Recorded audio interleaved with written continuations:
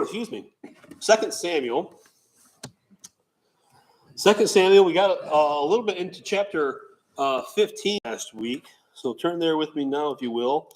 2 Samuel, chapter 15. Remember, just by way of context review, where we are in this story here. Remember, a few weeks back, we saw the incident between David's children.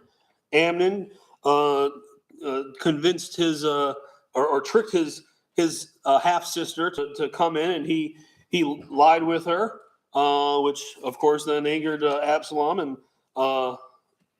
years passed, and Absalom got his revenge, killing his half brother Amnon, which made him Absalom then fled the kingdom. Well, we saw last time Joab, perceiving that there was this unfinished business of weighing on King David's heart, that his son was essentially banished from the kingdom and living years in exile.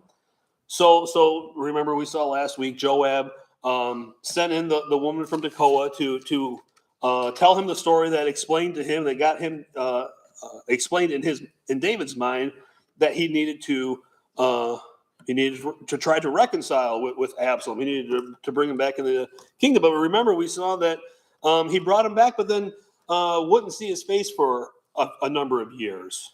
And ultimately, at the end, we saw at the end of chapter 14, he gave him forgiveness. He called Absalom back in. Absalom bowed down before him, and the king kissed him. But he never dealt with the topic at hand. He never forgave Absalom with Absalom's repentance. Absalom saying that he was wrong. No, remember, Absalom was puffed up in a great bit of his own self-righteousness. Remember him telling Joab, if the king finds anything wrong with me, if he finds me guilty of this iniquity, let him execute me. So see, he thought that he thought he had done nothing wrong. But what we see here, this half-hearted forgiveness that David offered to Absalom, it's sowed the seed for more dissension, and that's what we saw at the end of our study last week when we started chapter 15. We see Absalom taking his position in the kingdom, still rather estranged from his father, not going into the courtyard of the king's house. But he would, as it says there in verse 2 of chapter 15, he would rise early and stand by the gate. And remember what that meant. The gate was essentially the town hall of cities back then. It's where people would come from out of the city, come in with their problems, legal matters, disputes, and otherwise. And this is where Absalom made his name as the politician that he was. And he did so, remember, with men. He got a contingent of chariots and horses, and look there in verse where are we at here? Verse 11. It says he went out with 200 men invited from Jerusalem. So he's gathering men, mostly military men that are being friendly, if you will, loyal, if you will, to Absalom. Well, we'll see here that this is where we left off last week was with in verse 12. Look at the last part of that. It says, and the conspiracy grew strong, for the people with Absalom continually increased with numbers. So he's out here, and we're not told how long this period of time was that we see in the first part of chapter 15. It could have been a few months, a few years. But regardless, the time that Absalom spent here glad-handing the people of Israel, he gained in popularity. And sure, he was, remember how his looks were described from the top of his head to the sole of his foot. He was a handsome and beautiful specimen, as the scripture tells us. So he had the physical allure that would draw people in, and he had the smooth words. Remember what he would say to the people that came up, and he would greet them if they had their legal dispute. He says, "Oh yeah, your case is good and right. If I only had a little bit of power, if only somebody made me deputize me as a justice of the peace or something like that, I could rule rightly for you today." But so that sowed seeds in the mind of the people that were bringing their case before Absalom. Oh, here's this handsome guy that says that says he wants to argue on my side. If only he had a little power. So they come back and they tell their family and whatnot, and slowly but surely, like verse 12 tells us, the people increasingly gained on Absalom's side. So let's pick that story up now in 2 Samuel 15, starting in verse 13. It says, "Now a messenger came to David, saying, the hearts of the men of Israel are with Absalom." So here David gets this news that this conspiracy, this growing number of people taking Absalom's side. This messenger realizes this and says, "Oh wow, something needs to be done to it. We need to alert the king." So the messenger comes and tells David, "The hearts of the men of Israel are with Absalom." So look at verse 14. "So David said to all his servants who were with him at Jerusalem, 'Arise, let us flee, or we shall not escape from Absalom. Make haste to depart, lest he overtake us suddenly and bring disaster upon us and strike the edge of the city with the sword.'" So David here perceives this as a certain and severe threat. He doesn't see this as, oh, you're just, you're telling me stories. Oh, Absalom wouldn't do this to me. So he doesn't make any excuses like that. He perceives this as a real and present threat. And look at his orders. He says, "We've got to flee, or he'll entrap us here. We got to make haste to depart, lest he overtake us."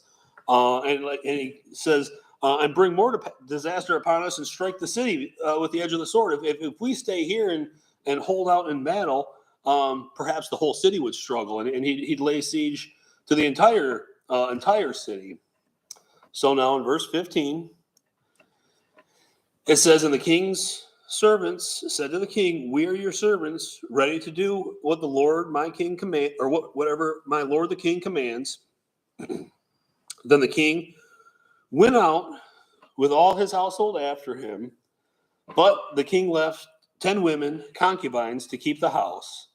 Well, David had his many wives and his many concubines, and he probably took his most favorite ones and left these 10 concubines to keep the house. Perhaps I'm reading into that. Verse 17, though, "And the king went out with all the people after him and stopped at the outskirts.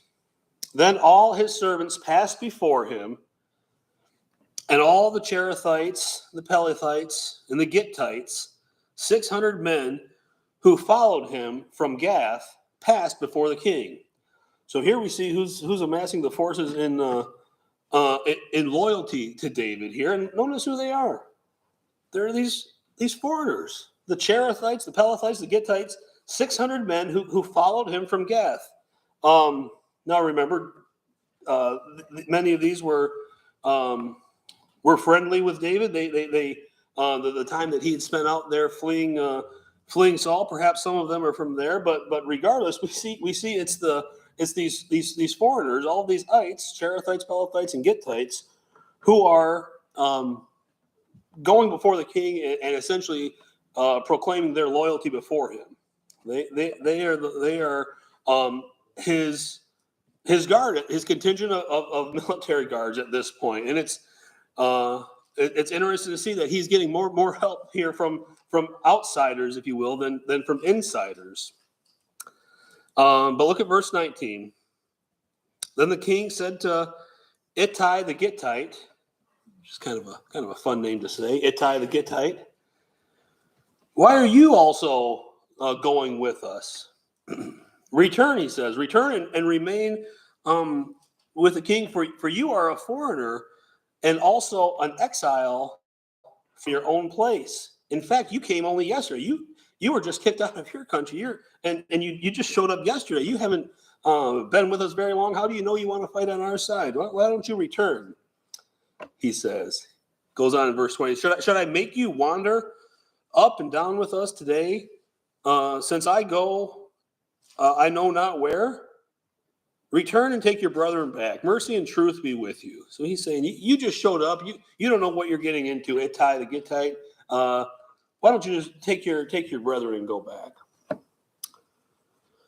But verse 21, but Ittai answered the king and said, as Yahweh lives, and as my lord the king lives, surely in whatever place my lord the king shall be, whether in death or life, even there also your servant will be. Look at that. Look at this. Ittai the Gittite, a foreigner, as David rightly perceived, someone from another kingdom, but was kicked out of there and just showed up to Jerusalem the day before. But look at the fidelity that he shows to David, not only to David, but he uses the personal name of Yahweh here in verse 21. As Yahweh lives, he's not just taking David as his king, he's recognizing David as his king and David's God as the true God. As Yahweh lives, and he's recognizing that God of David is the God that anointed David and put him on the throne to be the king. As Yahweh lives and as my Lord the King lives, he says, whether in death or life, there your servant will be. So again, look at the loyalty that this man Ittai has to show to David. I bet was a welcome response there for David to hear. So after he's pledged his loyalty to David, look, David's going to accept that and give him the orders. He's like, okay, well, if you're going to stay with me, I'll tell you where to go. So verse 22, it says, David said to Ittai, go and cross over. Then Ittai the Gittite and all his men and all the little ones who were with him crossed over. And all the country wept with a loud voice, and all the people crossed over, and then the king himself also crossed over the brook Kidron. All the people crossed over toward the way of the wilderness. So we see this is a sad scene here. We see the country weeping over this dissension, this civil war that David yet again sees himself in his kingdom. Remember, there was the civil war that he experienced when he first came to the throne, with Saul's son trying to lead forces against him, and now remember the origin of this. The origin of this all comes back to as the prophet Nathan told him, as a result of his sin with Bathsheba, the sword won't depart from David's house. Well, we see this sword is being active now against his house, and it's making the entire country weep as a result of David's sins. But here we see the king and all those with him crossing over, going to somewhere where David's arguably more comfortable being, in the wilderness, on the run, on the lam. He spent a great number of years of his life already there, and here he finds himself in the same situation again. But now he's fleeing not this madman King Saul. Now he's fleeing, sadly enough, his own son, his own heir to the throne, Absalom. So we see just the heartache that this division has caused, not only in his family, but also in the country. Questions or comments before we go on? All right, let's keep reading now in verse 24. It says, there was Zadok also, and all the Levites with him, bearing the ark of the covenant of God. And they set down the ark of God, and Abiathar went up until all the people had finished crossing over from the city. Then the king said to Zadok, carry the ark of God back into the city. If I find favor in the eyes of Yahweh, he will bring me back and show me both it and his dwelling place. But if he says thus, verse 26, if he says thus, I have no delight in you, here I am. Let him do to me as seems good to him. The king also said to Zadok the priest, are you not a seer? Return to the city in peace, your two sons with you, Ahimaaz, your son, and Jonathan, son of Abiathar. See, I will wait until the plains of the wilderness, until word comes from you to inform me. Therefore, Zadok and Abiathar carried the ark of God back to Jerusalem, and they remained there. So we see here, despite the turmoil, despite the David fleeing with so many people out of the city into the wilderness, he's still recognizing and putting his trust fully in God. Now you could say, well, if he wanted to, if he wanted to, he could have fully trusted in God and stayed in the city. If he thought that God would have showed a favor, if he would have found favor in the eyes of the Lord, like he told Zadok here.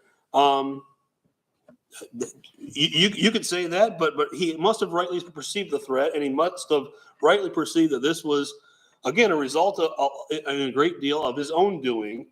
So this was what he perceived the right thing to do, to flee this, so as not to bring more pain and suffering on the city or on the country, as he alluded to earlier. But he's also saying that I'm gonna go out, but I'm not going to take the Ark of the Covenant with me. The Jerusalem is its home, and he tells his priest here to take it back to Jerusalem. And if God wants to see me on the throne, then he's trusting in him for circumstances to play out that way. So we see here at the end of that, verse 29, that Zadok and Abiathar respected the king's commands and took the ark back of God. And as he told them as well, your seers, you should stay with the ark of the covenant as well. And they did so as well. They remained there then in Jerusalem at the end of verse 29. So now verse 30. Verse 30, it says, so David went up by the ascent of the Mount of Olives and wept as he went up, and he had his head covered and went barefoot, and all the people who were with him covered their heads and went up, weeping as they went up. So again, you see the somber tone that's here, not just of the countrymen, but the king is leading the mourning parade, if you will. Marching up this ascent to the Mount of Olives and weeping over this trouble that has come on the kingdom, and perhaps and weeping over the countrymen that he loved and the countrymen that he'd spent so many years now as their leader of, and now we see them all here fleeing.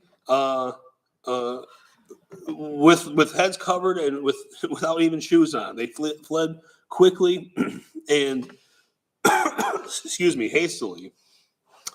But then look at verse 31. Then someone told David, saying, Ahithophel is among the conspirators. One of the conspirators of Absalom. And David said, O Yahweh, I pray, turn the counsel of Ahithophel into foolishness. Well, boy, if this isn't a right prayer for David to pray, and so much of a right prayer for us to pray for the wicked counselors that we have in our midst, that we see in our newspapers and TV screens today. Boy, wouldn't it be nice if their counsel was just turned into foolishness? But here he's recognizing this one who was loyal to him, who has turned and is now siding with Absalom. This is all that David is left to pray with here. Lord, if only you would turn his counsel now into foolishness, that he might get these enemy forces to trip up somewhere along the way. But now verse 32. Now it happened when David had come to the top of the mountain where he worshiped God, there was Hushai the Archite coming to meet him with his robe torn and dust on his head. Now, robe torn, dust on your head, that's particularly in this cultured universal side of mourning and of distress. So David said to him, verse 33, David said to him, if you go on with me, you will become a burden to me. But if you return to the city and say to Absalom, I will be your servant, O king, as I was your father's servant previously, so I will now also be your servant, then you may defeat the counsel of Ahithophel for me. And verse 35, and do you not have Zadok and Abiathar, the priests, with you there? Therefore it will be that whatever you hear from the king's house, you shall tell to Zadok and Abiathar the priests. Indeed, they have there with them their two sons, Ahimaaz, Zadok's son, and Jonathan, Abiathar's son. And by them you shall send me everything you hear. So now verse 37. So Hushai, David's friend, went into the city, and then Absalom came into Jerusalem. So we see this here. We see David, and you can't help but notice when this account happened. Right after he prayed that the counsel of Ahithophel would turn into foolishness. That now it happened. Then he sees my old friend Hushai, who's obviously as distressed as we are. He's coming to meet us, and David can perceive that Hushai is trying to come and lend his support to David and the group as they're out in the wilderness, out in seeking refuge from Absalom. And David says, well, Hushai, we already got so many people here, and we've only got so much food, and it's one more person, it really would, it could tip the scales against us here. You're really going to be a burden to me, and what much help can you do to me out here? But here he has a plan, and he has a way that he can set up this back channel into Jerusalem.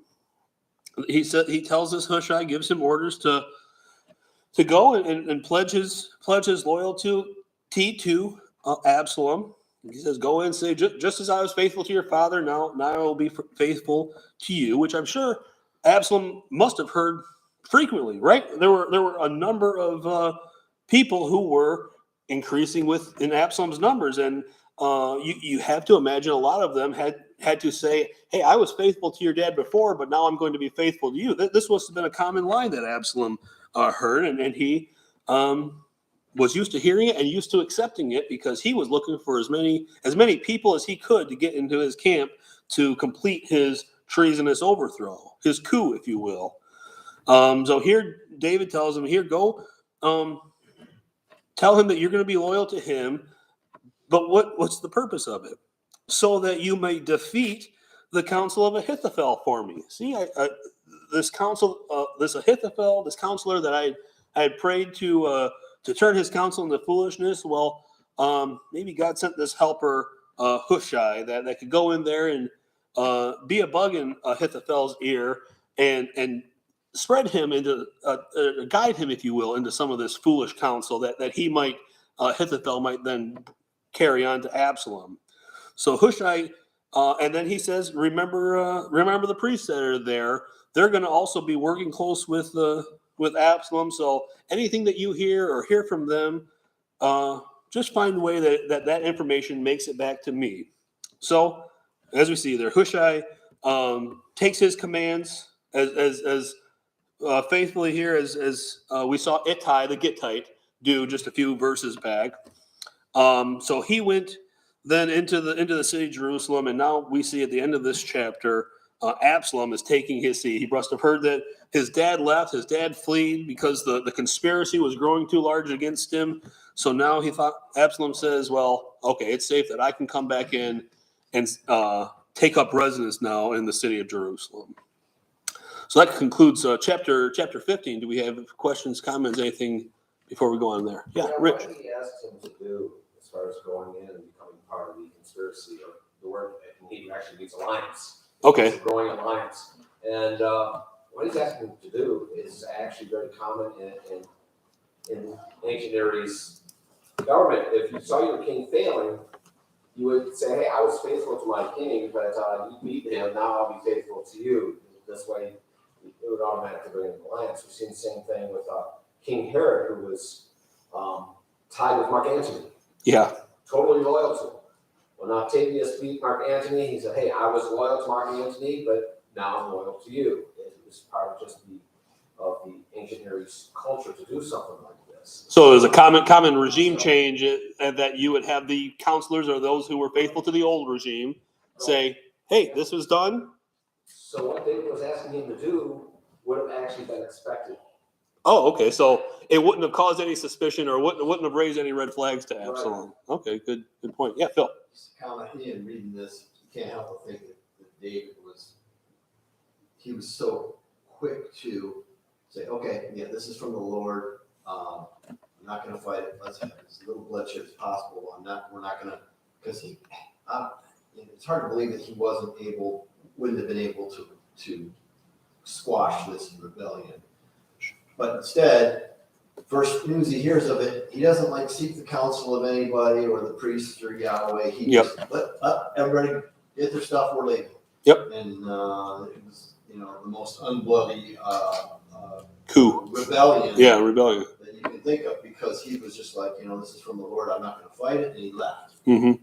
And well, you saw the concern that he had. I mean, what Nathan told him is the sword won't depart from your family. Well, he's okay. Yes, I see my family is right at the center of this rebellion and everything. Let it be on my family. Let it not go to the country or rest of Israel. Yeah. So even in this, even in walking in his own judgment, he's got the heart towards his people of Israel. So that's a good point, and recognizing it as from the Lord, as he intimated there when he was telling the priest to, hey, if I find the Lord's favor, I'll be back and it'll all be good. But regardless, the Ark of the Covenant should stay in Jerusalem. So, good points. All right, we've got about 5 minutes left. I think we can get a few verses here into chapter 16. So if there's no other questions, comments, let's go on picking up in 16 verse 1. So it says, when David was a little past the top of the mountain, there was Ziba, the servant of Mephibosheth, who met him with a couple of saddled donkeys, and on them 200 loaves of bread, 100 clusters of raisins, 100 summer fruits, and a skin of wine. And the king said to Ziba, what do you mean to do with these? So remember who Mephibosheth was. Remember, it was the son of Jonathan who was dropped when they were fleeing and became lame in his feet, and then he popped up a few chapters back, and remember, as a potential threat to David, a potential second heir to the throne. And David instead of putting him to death, as would have been the custom, David welcomed him into his house. Right, remember, Mephibosheth sat and ate at the king's table. So David, and this was again a sign of David's love that he had for his great friend Jonathan, and was showing this love that he had to him to all of Jonathan's family.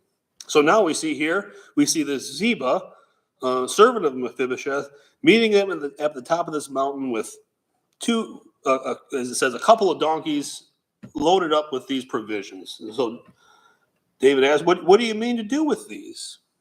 So look at what Ziba said. Ziba said, "The donkeys are for the king's household to ride on, the bread and the summer fruit for the young men to eat, and the wine for those who are faint in the wilderness to drink." Then the king said, "Where is your master's son?" And Ziba said to the king, "Indeed, he is staying in Jerusalem, for he said, 'Today the house of Israel will restore the kingdom of my father to me.'" So the king said to Ziba, "Here, all that belongs to Mephibosheth is yours." And Ziba said, "I humbly bow before you, that I might find favor in your sight, my lord, O king." So we see that David hasn't forgotten Mephibosheth, or hasn't turned his heart towards him, and now here he sees his a servant of Mephibosheth coming here with these provisions. No doubt was a godsend to these however many men, women, and children David had with him in the wilderness. But here we have all these provisions and refreshments, if you will, that is met with them. And what does the king say to Ziba here? Is he going to be rejected, or is anything else like that? No, he tells him there in verse 4, all that belongs to Mephibosheth, all that was your master's, is yours. Because remember, that's just after Ziba said where his master's son was. He says, "Oh, he's staying in Jerusalem. The house of Israel will restore the kingdom of my father to me." So, and then we see what Ziba's reaction was here after David said, "Okay, all that was your master's, all that was Mephibosheth, is now is yours." So Ziba reacted with total loyalty and love then for David, humbly bowing before him, pledging his allegiance to David as the king.